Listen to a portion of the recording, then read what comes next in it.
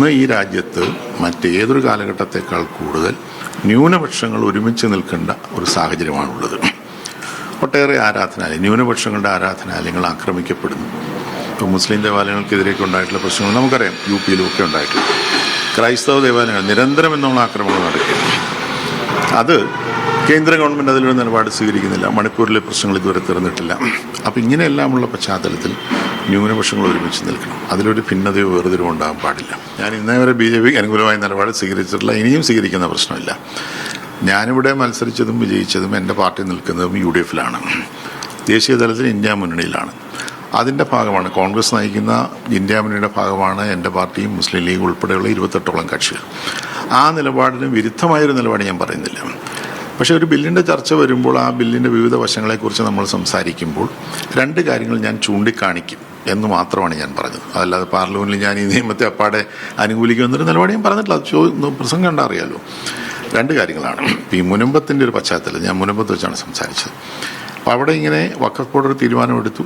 ആ തീരുമാനം മൂലം അവിടെ ഒട്ടേറെ 400-ലേറെ കുടുംബങ്ങൾ ഇങ്ങനെ സമരത്തിൽ ഒക്കെ കഴിയുകയാണ്. അപ്പോൾ ഈ വഖഫ് ബോർഡ് ഇങ്ങനെയുള്ള വഖഫ് ലാൻഡിനെ സംബന്ധിച്ച് തീരുമാനമെടുക്കുമ്പോൾ അതിലൊരു വ്യക്തത വേണം, അതൊരു സുതാര്യമായിരിക്കണം, അതൊട്ട് ഒരു കാരണവശാലും ഏകപക്ഷീയമാകാൻ പാടില്ല. അതിനുള്ള ഒരു വ്യവസ്ഥ ഉണ്ടാകണം. അത് എല്ലാവർക്കും നല്ലതാണ്. രണ്ട്, ഇനി അങ്ങനെ ഒരു തീരുമാനം വന്നു. ആ തീരുമാനം വഖഫ് ട്രിബ്യൂണലിൽ പോയി, ട്രിബ്യൂണലിൻ്റെ ഒരു തീരുമാനം വന്നു. ആ തീരുമാനത്തോട് ബന്ധപ്പെട്ട കക്ഷികൾക്കൊരു വിയോജിപ്പുണ്ടെങ്കിൽ കോടതിയിൽ പോകാനുള്ളൊരു സൗകര്യം വേണം.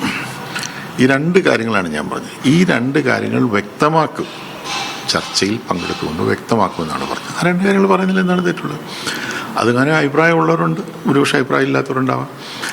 അതിൻ്റെ അർത്ഥം വഖഫ് ഭേദഗതി നിയമം മുഴുവൻ ഞാൻ അനുകൂലിക്കുമെന്നോ അല്ലെങ്കിൽ അതിലെന്തെങ്കിലും ന്യൂനപക്ഷ വിരുദ്ധ നിലപാടുകളുണ്ടെങ്കിൽ അതിനെയൊക്കെ പിന്തുണയ്ക്കുമെന്നല്ല. ഒരിക്കലും ഒരു കാരണവശാലും അങ്ങനെ ഒരു നിലപാടുണ്ടാവില്ല.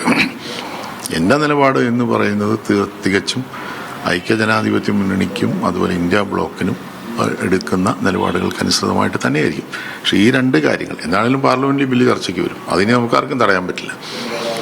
അപ്പോൾ ആ ചർച്ചയ്ക്ക് വരുമ്പോൾ നമ്മൾ ഈ കാര്യങ്ങൾ ചൂണ്ടിക്കാണിക്കുമെന്നാണ് ഞാൻ പറഞ്ഞത്. അതെല്ലാവർക്കും നല്ലതാണ്. കാരണം ഇന്ന് ഈ രാജ്യത്ത് മറ്റേതൊരു കാലഘട്ടത്തേക്കാൾ കൂടുതൽ ന്യൂനപക്ഷങ്ങൾ ഒരുമിച്ച് നിൽക്കേണ്ട ഒരു സാഹചര്യമാണുള്ളത്.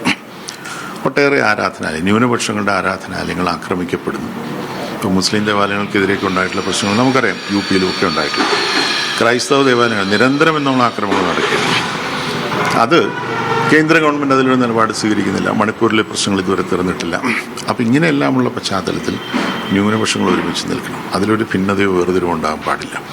അപ്പോൾ അതിനുതകുന്ന രണ്ട് കാര്യങ്ങളാണ് ഞാൻ ചൂണ്ടിക്കാണിച്ചത്. അപ്പോൾ ഇത് ഈ വഖഫുമായി ബന്ധപ്പെട്ടുകൊണ്ട് ഈ മുനമ്പത്ത് ഇതുപോലൊരു തർക്കം വന്ന സാഹചര്യത്തിലാണല്ലോ നമ്മളിതൊക്കെ ശ്രദ്ധിക്കുന്നതും അറിയുന്നതും.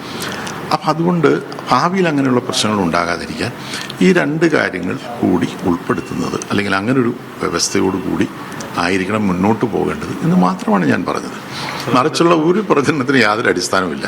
ഞാൻ എങ്ങനെയാണ് ഒരു ന്യൂനപക്ഷ വിരുദ്ധ സമീപനം സ്വീകരിക്കുന്ന ഒരു സർക്കാരിനെയോ അല്ലെങ്കിൽ അതിൻ്റെ നയത്തെയോ എങ്ങനെയാണ് ഞാൻ പിന്തുണയ്ക്കുക? ഞാൻ ഒരിക്കലും അങ്ങനെ ചെയ്യില്ലല്ലോ. സാർ, ഇപ്പോൾ താങ്കളുടെ വാക്കുകളെ വലിയ രീതിയിൽ അടർത്തി BJPയും അതുപോലെ കാസ പോലുള്ള തീവ്ര സംഘടനകൾ ഉപയോഗിച്ചുകൊണ്ടിരിക്കുകയാണ്. അപ്പോൾ അതിനെ എങ്ങനെ രാഷ്ട്രീയമായി പ്രതിരോധിക്കും? അല്ല, അതിനിപ്പോൾ ഇത് പറഞ്ഞാലുള്ള കാര്യം വ്യക്തമാക്കുമ്പോൾ അറിയാമല്ലോ. ഇപ്പോൾ BJPയോ കാസയോ ഒന്നും പറയുന്നതല്ലല്ലോ പ്രശ്നം. അവർക്കിപ്പോൾ എന്തും പറയാം, ആർക്കും ഇവിടെ എന്തും പറയാം. നമ്മളെടുക്കുന്ന നിലപാടാണ് പ്രശ്നം. എൻ്റെ നിലപാട് കഴിഞ്ഞ കാലങ്ങളിലാണെങ്കിലും ഇനി മുന്നോട്ടാണെങ്കിലും ന്യൂനപക്ഷ അവകാശങ്ങൾ സംരക്ഷിക്കപ്പെടണമെന്നും ഈ രാജ്യത്തെ ന്യൂനപക്ഷങ്ങൾക്ക് തുല്യനീതി ഉറപ്പാക്കണമെന്നും ഉള്ള നിലപാട് ഞാൻ എക്കാലത്തും സ്വീകരിച്ചിട്ടുള്ളൂ. അതിനിപ്പോൾ കാസയോ അല്ലെങ്കിൽ BJPയോ ആരെങ്കിലും അതിനോട് സപ്പോർട്ട് പറയേണ്ട ആവശ്യമൊന്നുമില്ല. അവർക്ക് അവരുടെ നിലപാടാകാം. പക്ഷേ എൻ്റെ നിലപാട് വളരെ വ്യക്തമാണ്. എൻ്റെയും എൻ്റെ പാർട്ടിയുടെയും നിലപാട് വളരെ വ്യക്തമാണ്. ഞാനിങ്ങനെ അങ്ങനൊരു ചിന്തയോടുകൂടി ഒരിക്കലും ഞാനത് പറഞ്ഞ ആളല്ല. ഞാൻ സാന്ദർഭികമായി അവിടുത്തെ ഒരു പശ്ചാത്തലത്തിൽ അവിടെ അറിയാമല്ലോ, അവിടെ എല്ലാവർക്കും ഒരു കേസുണ്ട്. ആരും ഒരു വ്യക്തതയോടെ കാര്യങ്ങൾ പറയുന്നില്ല. എല്ലാവരും ഇങ്ങനെ ഒരു വ്യക്തതയില്ലാതെ പറയുന്നു. വ്യക്തതയ്ക്ക് എന്താ പ്രശ്നം ഇരിക്കുന്നത്? അവിടെ എല്ലാവരും വ്യക്തതയോടെ വേണം. ബഹുമാനപ്പെട്ട തങ്ങളും, ബഹുമാനപ്പെട്ട കുഞ്ഞാലിക്കുട്ടി സാഹിബ്, ബഹുമാനപ്പെട്ട പ്രതിപക്ഷ നേതാവ്, മറ്റ് കോൺഗ്രസിൻ്റെ മിക്കവാറും എല്ലാ സീനിയർ നേതാക്കന്മാർ, മറ്റ് വിവിധ കക്ഷികളുടെ നേതാക്കന്മാർ, ഞങ്ങൾ തന്നെ അവിടെ പോയിരുന്നു, ജോസഫ് സാറ്, ഇവരൊക്കെ സംസാരിച്ചപ്പോൾ കൃത്യമായി വ്യക്തതയോടുകൂടി തന്നെയാണ് കാര്യങ്ങൾ പറഞ്ഞത്. അവർക്ക് പിന്തുണയുണ്ടെന്നും അവർ സംരക്ഷിക്കപ്പെടണമെന്നുള്ള നിലപാട് തന്നെയാണ്. പക്ഷെ ഭാവിയിൽ ഇങ്ങനെയുള്ള പ്രശ്നങ്ങൾ ഉണ്ടാകാതിരിക്കാൻ എന്താണല്ലോ ഈ നിയമം ചർച്ചയ്ക്ക് വരും എന്നുള്ള കാര്യം ഉറപ്പാണ്. അങ്ങനെ വരുമ്പോൾ ഈ ഒരു കാര്യങ്ങൾ, ഈ രണ്ട് പോയിന്റ് കൂടി ശ്രദ്ധിക്കുന്നത് നന്നായിരിക്കും എന്ന് മാത്രമേ ഞാൻ പറഞ്ഞുള്ളൂ. ഈ പാർട്ടിയുടെ നിലപാടും താങ്കൾ പറഞ്ഞ നിലപാടും PJ-യുടെ പിന്തുണ ഉണ്ട് എന്ന പ്രസംഗത്തിൽ പറഞ്ഞിരുന്നു. അത് പാർട്ടിയിൽ നിന്ന് പിന്തുണ ഇല്ലായിരിക്കേണ്ട കാര്യം, പാർട്ടിക്ക് വ്യത്യസ്തമായ നിലപാട്. അതായത് നമ്മളീ പറഞ്ഞതിൽ എന്താണ്, നമ്മൾ വേറെ ആർക്കും എതിരല്ലല്ലോ പറയുന്നത്. നമ്മൾ പറഞ്ഞത് എന്താണ്, ന്യൂനപക്ഷങ്ങൾ, ഞാൻ പറഞ്ഞല്ലോ, ന്യൂനപക്ഷങ്ങൾ തമ്മിൽ ഒരു അകൽച്ച പാടില്ല. ആ അകൽച്ച ഇല്ലാതിരിക്കേണ്ട ഒരു ഘട്ടമാണ് ഇന്ന് ഇന്ത്യയുടെ രാഷ്ട്രീയ സാഹചര്യത്തിൽ. അതിൽ ഇങ്ങനെയുള്ള ചില അവ്യക്തതകൾ നിലനിൽക്കുമ്പോഴാണല്ലോ ഈ പ്രശ്നങ്ങൾ ഉണ്ടാകുന്നത്. ആ അവ്യക്തത മാറ്റണം എന്ന് മാത്രമാണ് ഞാൻ പറഞ്ഞത്. അതിലിപ്പോൾ പാർട്ടിക്ക് വ്യത്യസ്തമായ നിലപാടുണ്ടാവേണ്ട യാതൊരു കാര്യമില്ലല്ലോ.